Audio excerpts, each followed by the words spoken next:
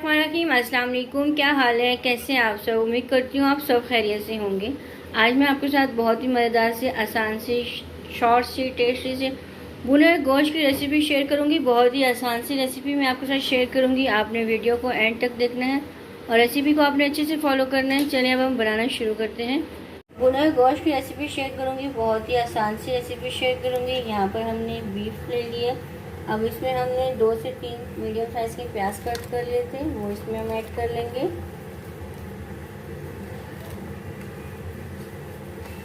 अब इसमें हम 1 चम्मच लहसुन और 1 चम्मच अदरक इसमें हम ऐड कर लेंगे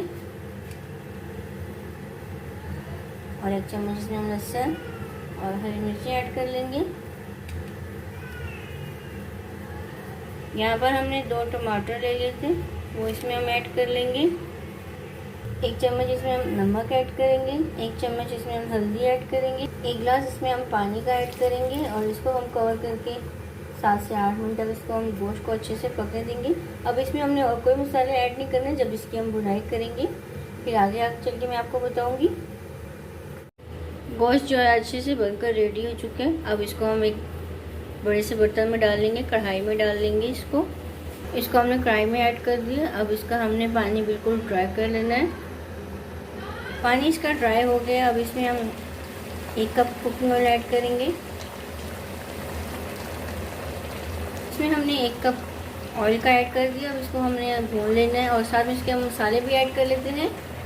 1 चम्मच हमने इसमें साबुत कुटा हुआ धनिया ले लिया हुआ, 1 चम्मच इसमें हमने पिसा हुआ गरम मसाला, 1 टीस्पून लाल मिर्च, 1 टीस्पून दड़ा मिर्च और 1 चम्मच इसमें हमने पिसा धनिया ले लिया, वो इसमें हम ऐड कर लेंगे।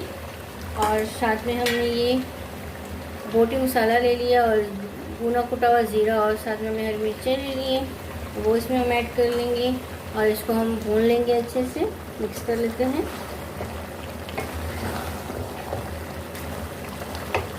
इसको हमने अच्छे से मिक्स कर लिया। अब इसको हम 3 से 4 मिनट इसको हम अच्छे से भून लेंगे। इसको हमने अच्छे से भून लिया। अब इसमें हमने ये हरी मिर्चें, हरा धनिया और पुदीना ले लिया, वो इसमें हम ऐड करेंगे।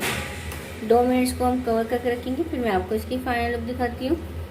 ये देखें इसकी फाइनल लुक, मज़ेदार से भुना हुआ गोश्त बनकर रेडी हो गया। बहुत ही मज़े का टेस्टी बनकर रेडी हुआ है।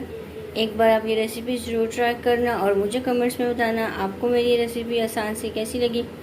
वीडियो को लाइक और शेयर किया करें ज़्यादा से ज़्यादा फ्रेंड्स एंड फैमिली के साथ। चैनल में नए हैं, चैनल को सब्सक्राइब नहीं किया, सब्सक्राइब कर दिया करें, ये आपकी तरफ से हौसला अफजाई होती है। जज़ाकल्लाह, अल्लाह हाफ़िज़।